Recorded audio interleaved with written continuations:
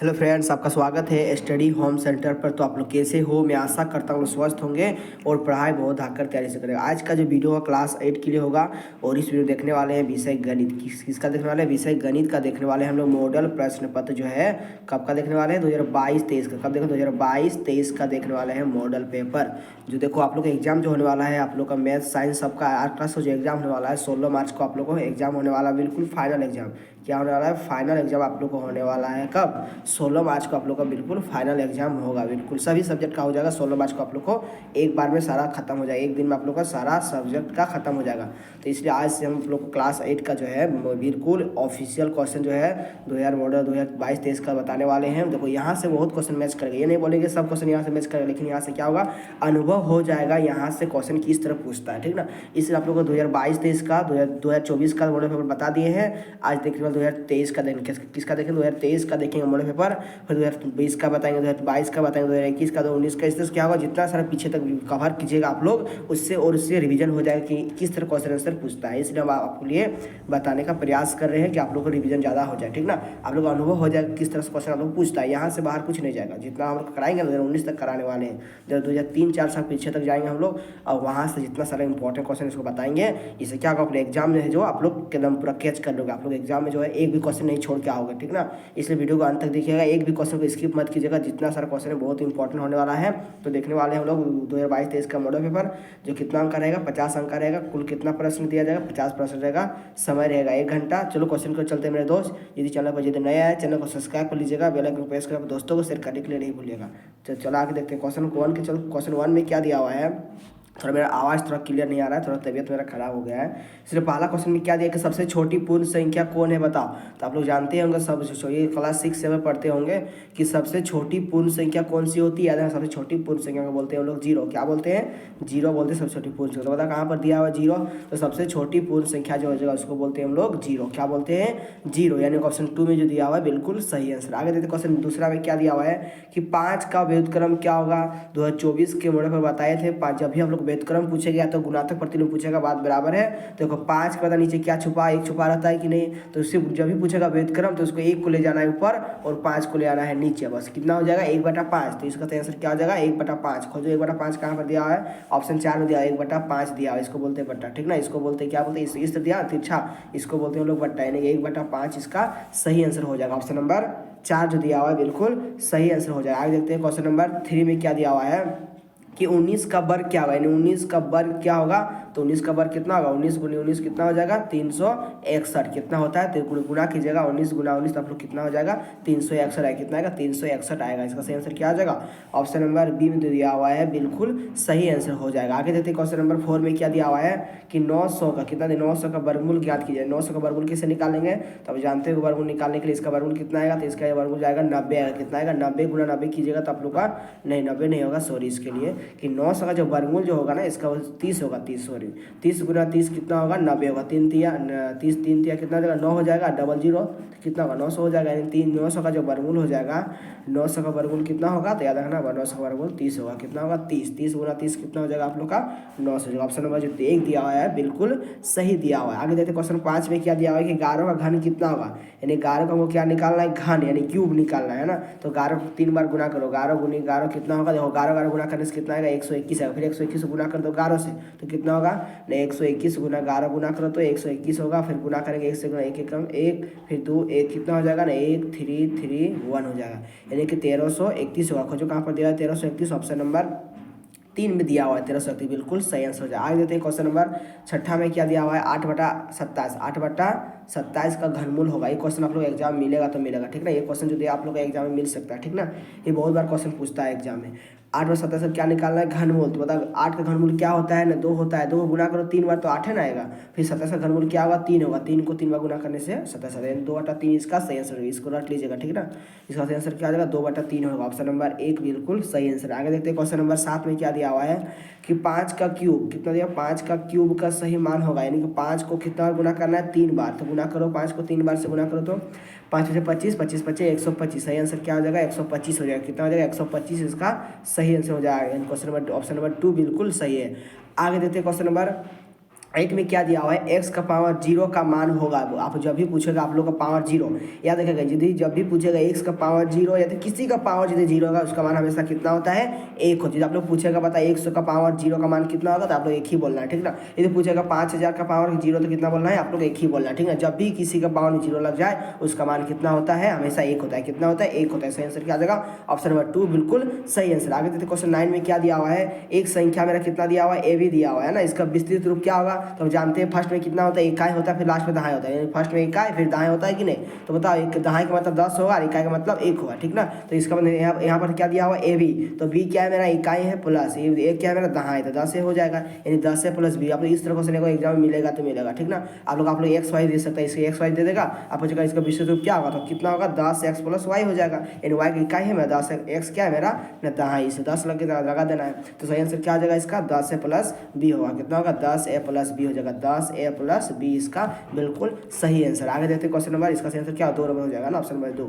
आगे 10 में क्या दिया है, कौन सा संख्या 3 से विभाज्य, मालूम करना है कौन सा संख्या जो है 3 से पूरा भाग लगेगा, ठीक ना। तो हम लोग भागा देख सकते हैं, तो फिर चेक भी कर सकते हैं पारी पारी। तो इसका ऑप्शन एम दिया है, बिल्कुल ऑप्शन 1 में दिया है 3 से भागा लगेगा, लेकिन ये भागा नहीं लगेगा, ये भी भागा नहीं लगेगा, ये भी नहीं भागा लगेगा। मालूम करना है 3 से कौन वाला भागा लगेगा। ऑप्शन ए जो है बिल्कुल, ऑप्शन नंबर 1 जो है 3 से भागा दे, 120 को भागा दो 3 से, 3 चौका 12 हो जाएगा, कितना 3 चौका 12 हो जाएगा, फिर 0 उतरेंगे 3 से 16, यानी ऑप्शन नंबर ए जो है 3 से भागा लगेगा ऑप्शन नंबर 1 में। सही आंसर क्या आ जाएगा, ऑप्शन नंबर 1 बिल्कुल सही आंसर है। आगे जाते हैं क्वेश्चन नंबर 11 में।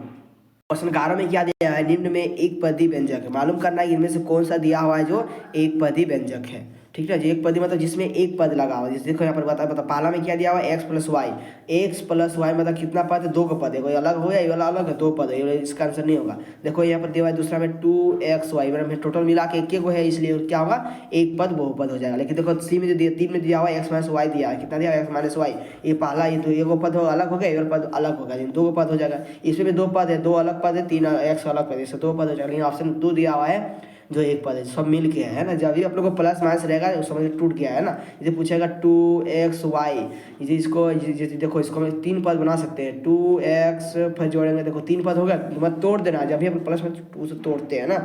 या देखो यहाँ पर सब मिला के दे दिया है, 2xy क्या है, ये एक पदी बहुपद है। ऑप्शन नंबर ए, ऑप्शन 2 बिल्कुल सही आंसर हो जाएगा। आगे देखते क्वेश्चन 12 में क्या दिया हुआ है कि -2xy क्या है, -2xy का संख्यात्मक गुणांक क्या है। मैंने मालूम करना है इसमें संख्या कौन संख्या गुणा किया गया है, देखो -2 गुना किया गया है, सही आंसर क्या आ जाएगा ना, -2 इसका सही आंसर हो जाएगा। ऑप्शन नंबर 2 जो है बिल्कुल सही आंसर हो जाएगा। आगे देखते क्वेश्चन नंबर 13 में क्या दिया हुआ है, 13 में दिया हुआ है a square -2ab plus b square गुणनखंड क्या हो जाएगा, तो इसका सही आंसर क्या हो जाएगा बताओ। इसका जो सही आंसर हो जाएगा a माइनस बी का होल स्क्वायर हो जाएगा। क्या होगा, a माइनस बी का होल स्क्वायर हो जाएगा। खोजो कहाँ पर दिया हुआ है, तो सर इसका तो नहीं सही कहीं नहीं दिया हुआ है, सर दिया हुआ है, ठीक ना। देखो यहाँ पर ये तो बिल्कुल नहीं होगा, लेकिन देखो ये वाला सही आंसर हो जाएगा, ये वाला जो दिया है बिल्कुल सही आंसर। क्या होगा सर, देखो इसको हम लिख सकते हैं a माइनस बी का होल स्क्वायर फॉर्मूला में है कि नहीं।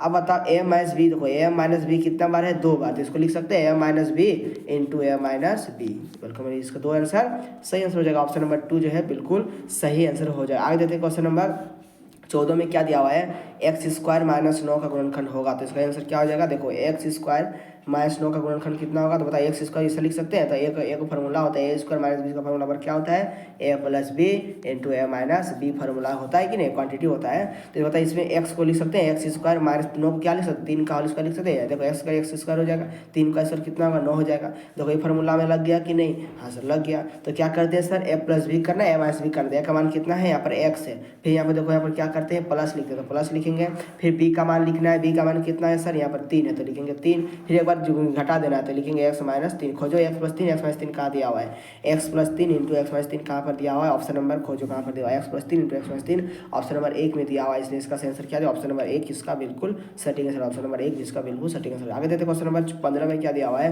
3x प्लस 2 बराबर 5 में x का मान हमको निकालना है, किसका मान निकालना है, x का मान निकालना, तो किसे निकालेंगे बताओ, तो लिखेंगे 3x प्लस 2 बराबर 5, तो देखो इसको उधर ले जाएंगे तो माइनस हो जाएगा, लिखेंगे 3x बराबर 5 माइनस 2 हो जाएगा कि नहीं, प्लस होता है माइनस हो जाएगा है ना। फिर लिखेंगे 3x बराबर कितना बचेगा, 5 3 बचेगा कि नहीं। अब इसको जानते हैं हम लोग हल करने के लिए, तो लिखेंगे हल करेंगे, लिखेंगे x बराबर क्या लिखेंगे, x बराबर 3/3 लिखेंगे, 3 एकम 3 कितना मान निकल गया, 1 निकल गया, कितना निकला 3 एकम 3 में 1 निकला, इसका सही आंसर क्या आ जाएगा, ऑप्शन नंबर 1 बिल्कुल सही आंसर हो जाएगा। आगे देखते क्वेश्चन नंबर 16 में, 3 लगातार पूर्णांकों का योगफल कितना है, 51 है, तो पूर्णांक होगा यानी आप लोग को ऐसा पूर्णांक खोजना है जिसको लगातार, जैसे मान लीजिए 2 लिए तो फिर 3 लेना है 4, इस तरह आपको क्लियर 3 को नंबर खोजना है जिसको जोड़ने पर कितना होना चाहिए 51 होना चाहिए। आप ऑप्शन देख के बता सकते हैं, आप लोग एक फॉर्मूला तो बना ट्रिक सुबह लंबा हो जाएगा, आप लोग ऑप्शन देख के बता सकते हैं इसका आंसर क्या हो जाएगा।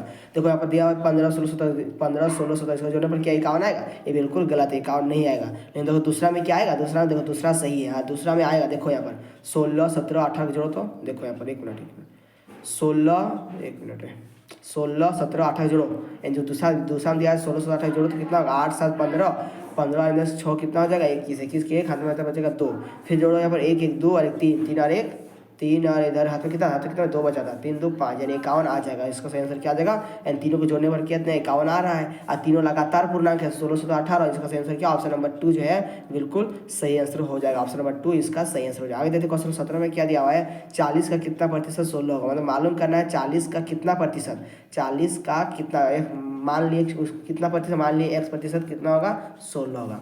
मालूम करना है कि 40 का कितना प्रतिशत लेंगे कि 16 आंसर आएगा, तो हम मान लिए इसको x प्रतिशत मान लिया। अब इसका मान निकाल तो किसे होगा ना, लिखेंगे 40 इंटू एक्स का लिखेंगे बटा में 100 लिखेंगे बराबर 16। इसको कैसा करेंगे बताओ, 1 0 काट सकते हैं तो उसको गुना भी कर सकते हैं, चलो इसको जरिए गुना कर देंगे, बटा बटा से गुना होगा कि नहीं, हाँ होगा सर। तो लिखेंगे 40 गुनी एक्स, क्या लिखेंगे यहाँ पर 1 मिनट लिखेंगे 40 गुनी एक्स बराबर क्या था 16 गुनी, इधर जाके 100 गुना हो जाएगा। आप गुना करो, इसका एक्स का मान लिखेंगे तो एक्स लिखेंगे बराबर लिखेंगे 16 गुनी 100 बटा में क्या होगा 40 के नीचे आएंगे आ जाएगा कि नहीं, हाँ आ जाएगा सर। काटेंगे 0 से 0 कट जाएगा, 4 चौका 16 तो 10 चौका 40 होगा, मतलब 40 हो जाएगा। 40 का 40% जो होगा आप लोग का 16 आंसर आएगा। वही लॉजिक है, देखो 40 का 40% 16 होगा, देखो गुना करके चेक कर सकते हो 40 गुनी 40 बटा में 100 1 2 1 2 4 चौका 16 यानी 16 तो आ रहा है सर, मतलब 40% सही होगा। इसका क्या होगा इसका आंसर 40% बिल्कुल सही आंसर, ऑप्शन नंबर 3 जो है बिल्कुल सही आंसर हो जाएगा। आगे देखो क्वेश्चन 18 में क्या दिया हुआ है, 50 आमों के समूह, देखो 50 आम था वहाँ पर एक झुंड में, 50 आमों के समूह में जो 60% आम जो है ना बिल्कुल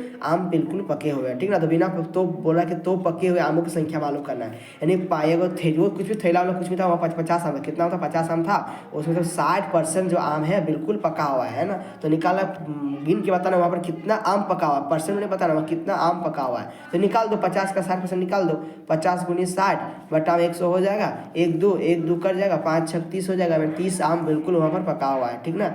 30 आम क्या पका हुआ है, 20 आम वहाँ पर कच्चा है, ठीक ना, बिना पका हुआ है। तो इसका सही आंसर क्या है, ऑप्शन नंबर 3 जो है बिल्कुल सही आंसर हो जाए। आगे देखते क्वेश्चन 19 में क्या दिया हुआ है, यदि x बराबर है, क्या बोला, यदि x बराबर 1 और y बराबर कितना बोला है, y बराबर -2 है ना, तो बोला कि x का x प्लस वाई का होल स्क्वायर कितना होगा। तो बस आपको मान पुट कर देना, x से हमें कितना लिखना है, एक जगह 1 लिख दे 1 का स्क्वायर हो जाएगा, फिर y जगह हमें कितना लिखना है ना -2 लिखते हैं, -2 का होल स्क्वायर करेंगे। अब सॉल्व कर दो आंसर आ जाएगा। 1 का स्क्वायर कितना होगा 1 होगा सर, फिर -2 का स्क्वायर कितना होगा सर ना 4 होगा सर, 4 कितना हो गया सर 5 हो गया। सही आंसर क्या हो जाएगा इसका 5 हो जाएगा, कितना हो जाएगा इसका सही आंसर ऑप्शन नंबर 3 जो है बिल्कुल सही आंसर हो जाएगा। आगे देखते क्वेश्चन नंबर 20 में क्या दिया हुआ है कि 7 के घन का इकाई क्या होगा, तो 7 को कितना बार गुना करना है 3 बार, 7 को घन 3 बार गुना करना है। अब इसे गुना करो तीनों को और देखो इकाई में क्या आ रहा है, देखो 7 7 कितना होगा 49, फिर इसको 7 से गुना करो, देखो 7 9 63 हो जाएगा, हाथ में कितना बचेगा सर 6 बचेगा, फिर 7 चौका 28, हाथ में कितना है सर 6, 28 और 6 कितना होगा 28 कितना हो जाएगा 34, कितना हो जाएगा सर 34। बताओ इकाई में कौन आया सर 3, तो वही वाला पूछा इकाई में क्या आ जाएगा, तो इसका आंसर हो जाएगा 3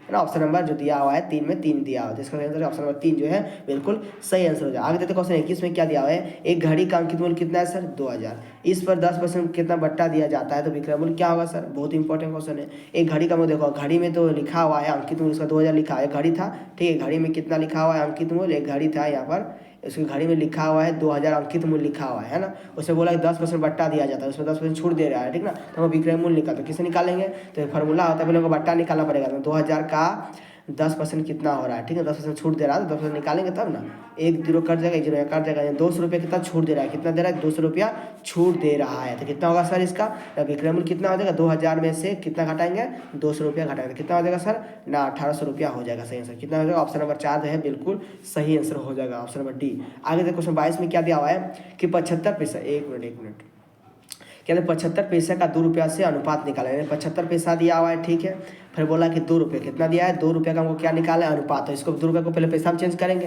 तो लिखेंगे 75 बट्टा में, तो 75 पैसा बट्टा में बताओ मालूम करो 2 रुपये में कितना पैसा होगा, 1 रुपये में 100 रुपये पैसा, तो 2 रुपये में कितना 200 पैसा हो जाएगा, तो पैसा कट जाएगा, तो गुणा करो, 75/200 काटो तो क्या करेंगे, 75/200 को काटेंगे तो कितना से कटेगा, 5 से काटो तो 5 से कटेगा, 5 से कम 5, 5 5 25, ठीक, 500 का 20 जीरो, फिर 5 से कटेगा, 5 तिया 15, फिर 5 8 40, 3:8 होगा, कितना होगा, 3:8, इसका सही आंसर हो जाएगा। ऑप्शन नंबर खोजो कहाँ पर दिया, 3:8, ऑप्शन नंबर 1 में दिया हुआ है, बिल्कुल सही आंसर हो जाएगा 3:8। आगे देखते क्वेश्चन 23 में क्या, दो परिमेय संख्याओं के बीच कितनी परिमेय संख्या होती है, याद रखें दो परिमेय संख्याओं के बीच, कोई भी दो परिमेय संख्या के बीच में जो होता है अनंत होता है, कितना होता है, अनंत परिमेय संख्या होता है, कितना होता है, अनंत परिमेय संख्या होता है, इसको याद कर लीजिएगा।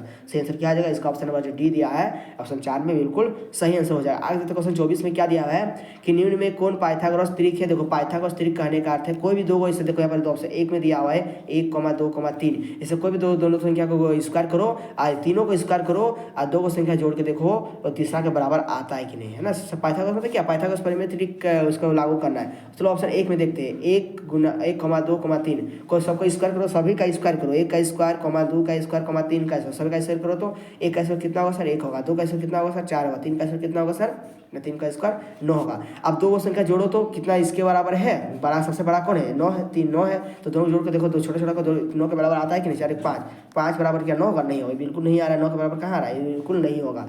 चलो ऑप्शन 2 में देखते हैं, क्वेश्चन 2 को देखते हैं, ऑप्शन नंबर 2 को देखते हैं सही होगा कि नहीं, ऑप्शन 2 को देखते हैं, ठीक ना। कि 2, 3, 4, तो 2 का स्क्वायर करेंगे, फिर 3 का स्क्वायर करेंगे, फिर 4 का स्क्वायर करेंगे, 2 का स्क्वायर कितना होगा सर 4 होगा, 3 का स्क्वायर कितना होगा सर 9 होगा, 4 का स्क्वायर कितना होगा 16, अब दोनों जोड़ कितना 16 के बराबर आएगा, 9 4 13 होगा, कहाँ 16 नहीं आ रहा है, ये भी नहीं होगा, ठीक है। इन ऑप्शन नंबर सी जो है बिल्कुल 3 में बिल्कुल सही होना चाहिए। तो सर 3 को चेक करेंगे सर, पहले कितना 6 का स्क्वायर हो जाएगा, फिर 8 का स्क्वायर करेंगे, फिर 10 का स्क्वायर करेंगे, सभी का स्क्वायर करना है, तो जो सबसे बड़ा है उसको दोनों के जोड़ते होते को बता रहे हैं। 6 का स्क्वायर कितना होगा, 6 का स्क्वायर 36 होगा, फिर 8 का स्क्वायर कितना होगा 64 होगा, फिर 10 का स्क्वायर कितना होगा 100 होगा, मतलब सबसे बड़ा कौन है, नहीं 100 बड़ा, इसको नहीं जोड़ना है, जो बता उसको, जो बचा ना उसको जोड़ के देखना है एक बार सबसे बड़ा की इक्वल में आता है कि नहीं, जोड़ तो 36 और 64 कितना होगा, नहीं 100 आ रहा है सर, हाँ सर 100 आ रहा है, मतलब ये जो है पाइथागोरस त्रिक में लागू होगा। इसका सही आंसर क्या आ जाएगा, ऑप्शन नंबर 3 जो है बिल्कुल सही आंसर हो जाएगा। आगे देखते हैं क्वेश्चन 25 में क्या दिया हुआ है कि एक प्रेशर कुकर का अंकित मूल्य कितना है, 450, कितना दिया हुआ है 450 दिया हुआ है, ठीक है। ये 360 रुपया में उपलब्ध है, तो बट्टे की राशि क्या होगी, मतलब 450 रुपये लिखा हुआ था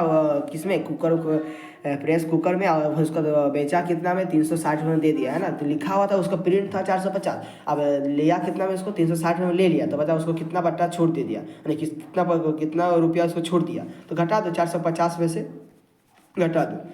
घटाओ 0 बचेगा, फिर 15 घटा 15 6 जाने से 9 बचेगा, यहाँ पर 0 हो जाएगा, 90 रुपया उसको क्या दिया, छोड़ दिया, यानी कि 90 इसका सही आंसर हो जाएगा। ऑप्शन नंबर 3 इसका बिल्कुल सही आंसर हो जाएगा। आगे देते क्वेश्चन नंबर 26 में क्या है, यदि 16 पेंसिल का मूल्य कितना है 64 रुपया, तो मालूम करना है 140 रुपये में कितना पेंसिल खरीदे जाएंगे, ठीक ना। यानी कि माल देखो यहाँ पर 64 रुपये में कितना पेंसिल दे रहा है सर, ना 64 में पेंसिल दे रहा है 16 पेंसिल, तो मालूम करो 1 रुपये में कितना पेंसिल दे रहा है सर, ना 16/64 हो जाएगा, तो कितना निकाला 144 रुपये, लिखेंगे 144 रुपये में पेंसिल बराबर 16/64 गुनी 144 को सोल्व करो, आंसर आ जाएगा। देखो यहाँ पर क्या लिखेंगे 16/64 गुनी 144 को सोल्व करो, 16 चौका 16 कम 16 16 को 64 4 से काटो, 4 तिया 12 हो जाएगा, बचेगा 2 4 से 24, 36 को पेंसिल मिलेगा, कितना पेंसिल मिलेगा 36 पे आपको उसको पेंसिल मिलेगा, ठीक है 36 पेंसिल। खोजो कहाँ पर दिया 36 पेंसिल, कितना नंबर था, क्वेश्चन नंबर 26 का सही आंसर क्या, ऑप्शन नंबर C3 बिल्कुल सही आंसर हो जाए। आगे देते क्वेश्चन नंबर 27 में क्या दिया हुआ है कि 45 व्यक्ति किसी काम को 13 दिन में पूरा करता है, ठीक है,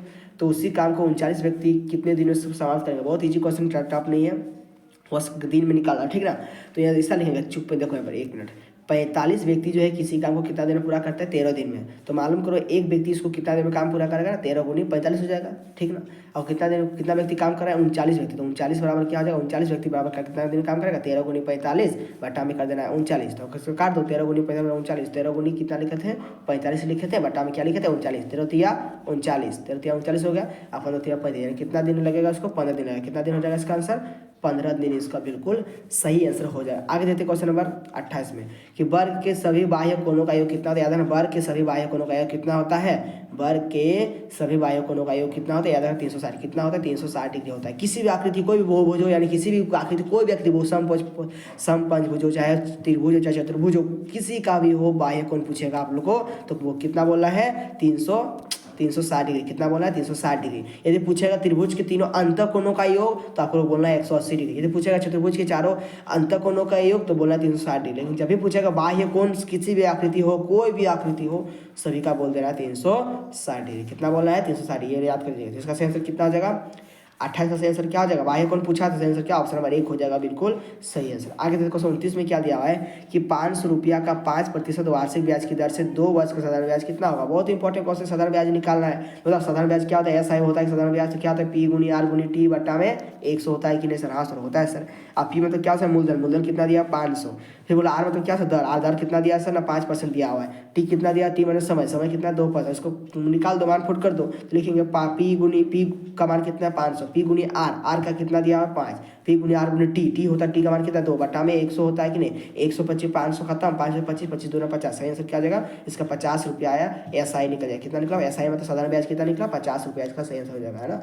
इसका सही आंसर ऑप्शन नंबर 3 जो है बिल्कुल सही आंसर हो जाएगा। आगे देखो क्वेश्चन 30 में क्या दिया हुआ है कि निम्नलिखित में से 2D आकृति कौन है। 2D मतलब बता रही है, यहाँ पर पूछा है 2D आकृति कौन है, तो जिसमें 2D आकृति कौन है जिसका दो चीज़ होता है, लंबाई चौड़ाई, ऊंचाई नहीं होता, ठीक ना, उसी को बोलते हैं 2D आकृति। मतलब निम्नलिखित में किसका जो है 2D आकृति है, 2D मतलब जिसका दो बीम होता है, लंबाई चौड़ाई, ऊंचाई नहीं होता है। घनाभ का जो 3 चीज़ होता है, एक लंबाई होता है, चौड़ाई भी, ऊंचाई, तीनों होता है। लंबाई होता है, एल होता है, बी होता है, एच होता है। आयत का दो एक होता है, एल और बी होता है, एल गुनी बी होता है कि नहीं, इसलिए इसका सही आंसर क्या आ जाएगा 2D आकृति कौन है, आयत है। लेकिन बेलन का भी 3 होता है, शंकु में 3 होता है। इसका सही आंसर क्या ऑप्शन नंबर 2 जो है बिल्कुल सही आंसर, जब आयत सही, इसका आयत जो है बिल्कुल सही आंसर। आगे देखते क्वेश्चन 31 में क्या दिया है कि निम्नलिखित में कौन ऑयलर सूत्र है। ऑयलर देखो, ऑयलर सूत्र जो होता है, ऑयलर सूत्र या तो आयलर सूत्र बोलो, जो बात बराबर है।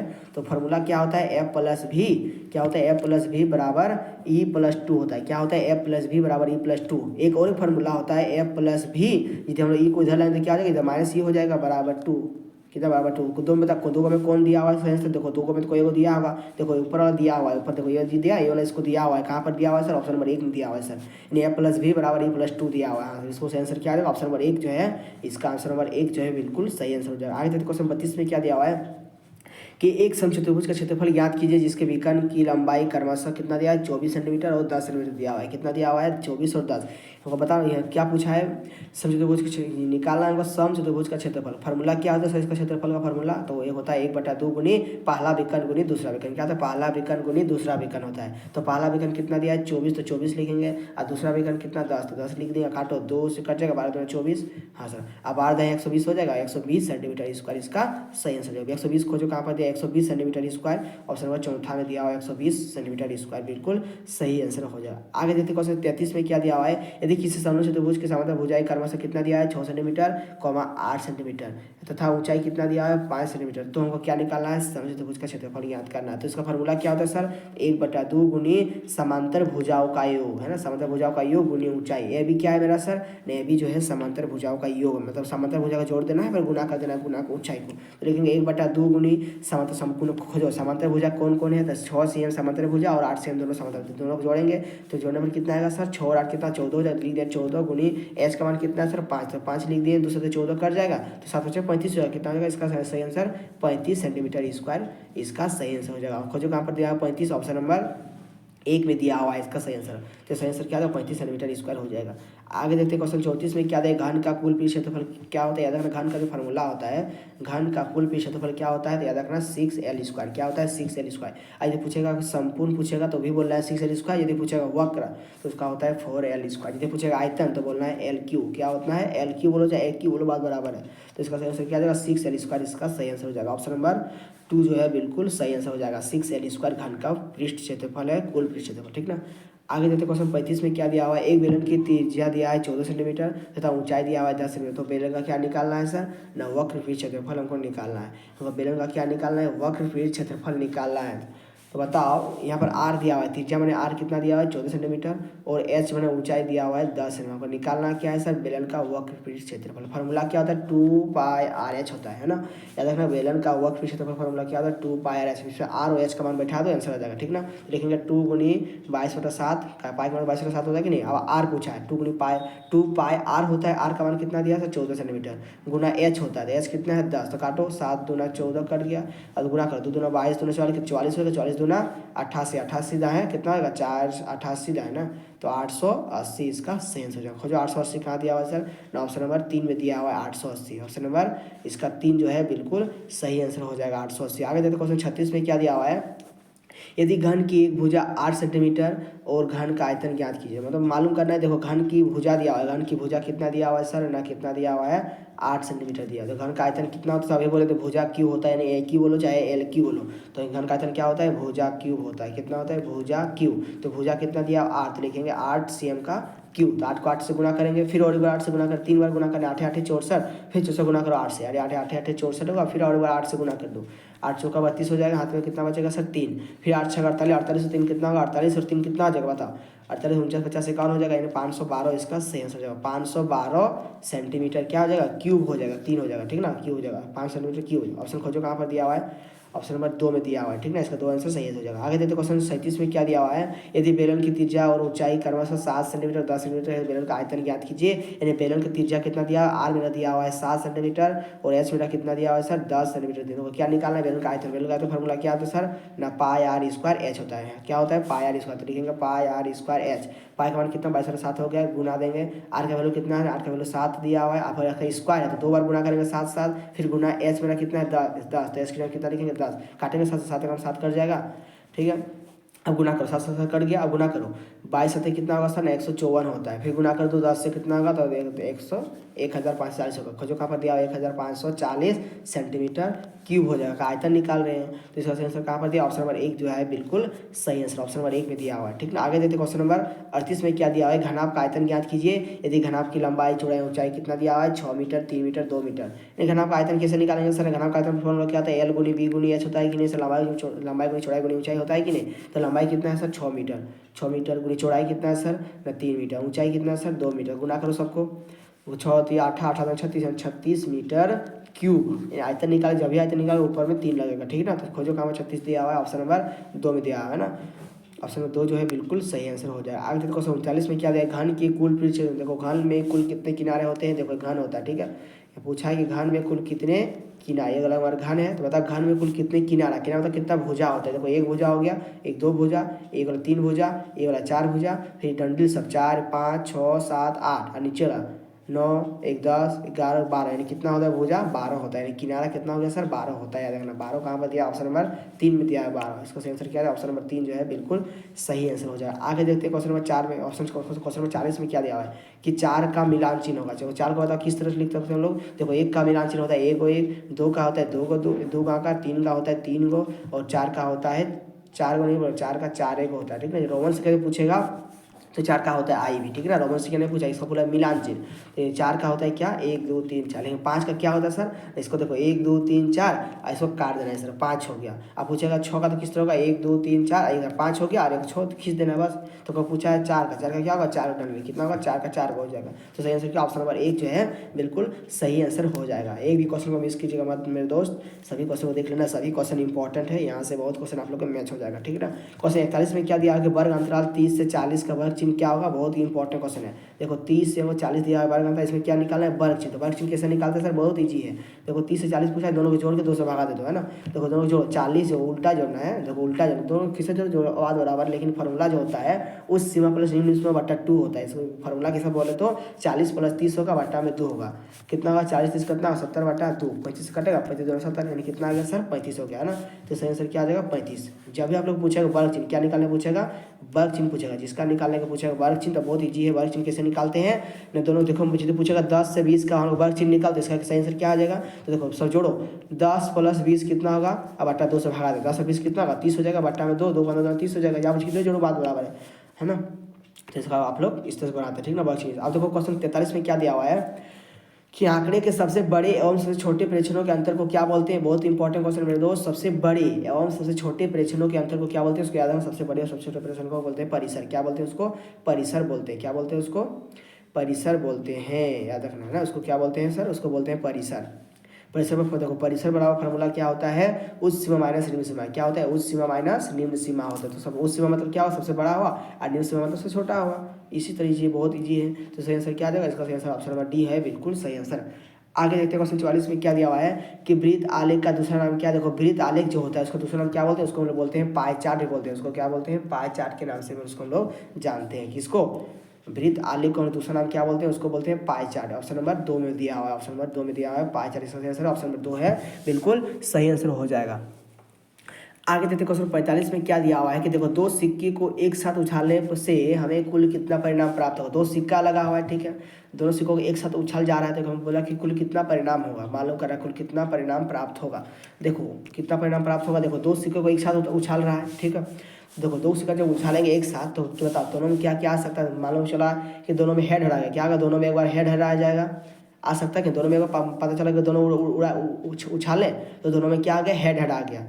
दूसरा कंडीशन क्या हो सकता है, दोनों में टेल टेल आ जाएगा, आ सकता है कि नहीं, इससे चांस तो हो सकता है ना, जब उछालेंगे दोनों के एक साथ तो पता चला दोनों में हेड हेड आएगा, दोनों में टेल टेल आएगा, आ सकता है कि नहीं, हाँ सर आ सकता है। पता चला कि दोनों में अलग अलग है, एक बार टेल आ गया, एक बार हेड आ गया, आ सकता है कि नहीं। फिर एक बार उछाले तो पता चला एक बार हेड आया, एक बार टेल आया, मतलब कितना, इससे वो नहीं होगा, टोटल परिणाम कितना होगा, एक हो गया, दो हो गया, तीन हो गया, चार, मतलब 4 बार परिणाम मेरा प्राप्त हो जाएगा। सही आंसर क्या, ऑप्शन नंबर 2 बिल्कुल सही आंसर हो जाएगा। आगे देखते क्वेश्चन 46 में क्या दिया हुआ है, जब एक पासे को फेंका, पासा मतलब लूडो गुटी, पासा मतलब क्या होगा सर, लूडो गुटी, जब एक पासे को हम लोग फेंकते हैं, जब पासे को जब फेंका जाता है तो उसके सतह पर एक सम संख्या आने की प्रायिकता क्या, मतलब हमको क्या निकालना है, सम संख्या कितना बार आ सकता है। देखो पासा मतलब लूडो गुटी, लूडो गुटी में क्या कौन कौन संख्या रहता है अंकित, 1 होता है, 2 होता है, 3 होता है, 4 होता है, 5 होता है, 6 होता है कि नहीं।